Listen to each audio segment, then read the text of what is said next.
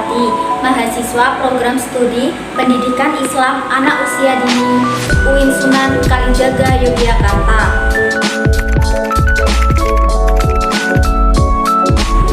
Di sini saya membuat video untuk memenuhi tugas individu mata kuliah pengembangan bahasa dan literasi anak dengan dosen pengaku Bapak Dr. Ihsan MPD.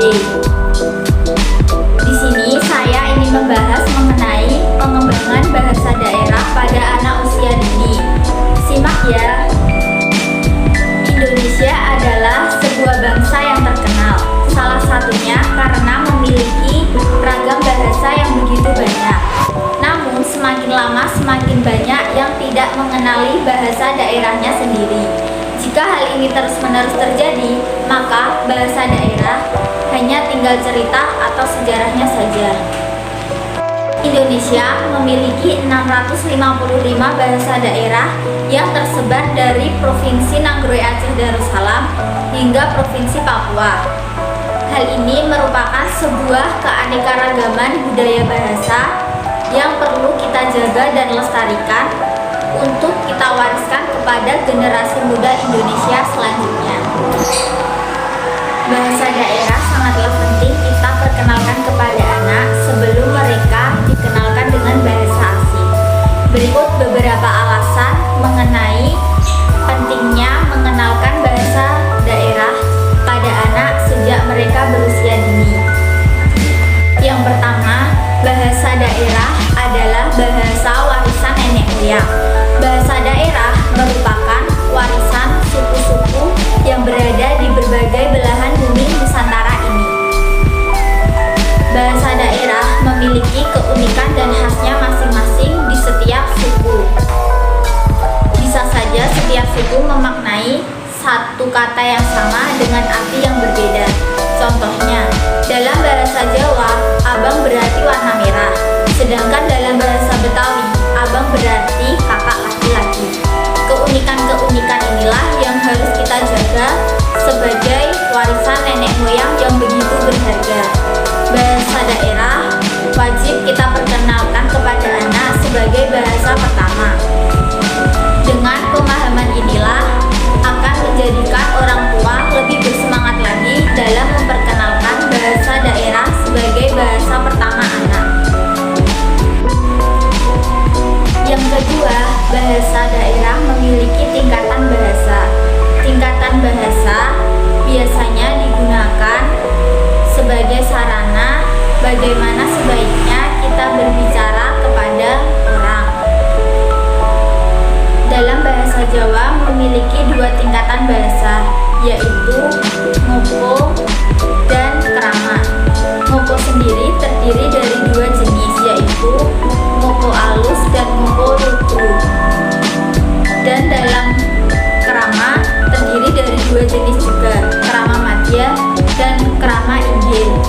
Tingkatan bahasa inilah digunakan sesuai dengan siapa kita berbicara, apakah dengan orang yang lebih tua, orang yang lebih muda, atau teman sebaya, untuk menghormati lawan bicara kita. Yang ketiga, bahasa daerah adalah cermin sopan santun. Bahasa daerah dengan berbagai tingkatannya akan membuat anak belajar sopan santun dengan siapa mereka berbicara. Apabila mereka berbicara dengan orang yang lebih tua, seperti orang tua, guru, dan yang lainnya, maka mereka menggunakan bahasa yang semestinya.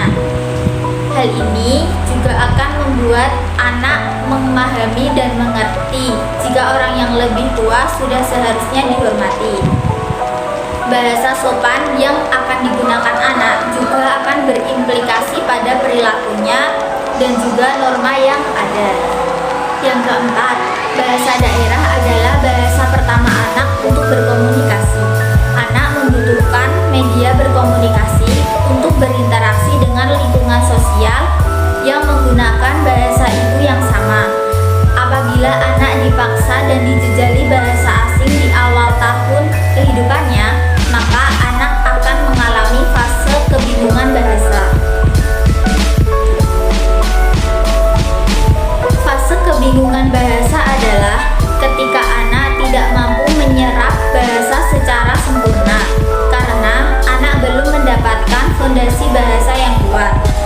Fondasi bahasa akan kuat apabila didukung melalui pembelajaran bahasa dari orang tua, keluarga, media, dan lingkungan sekitarnya.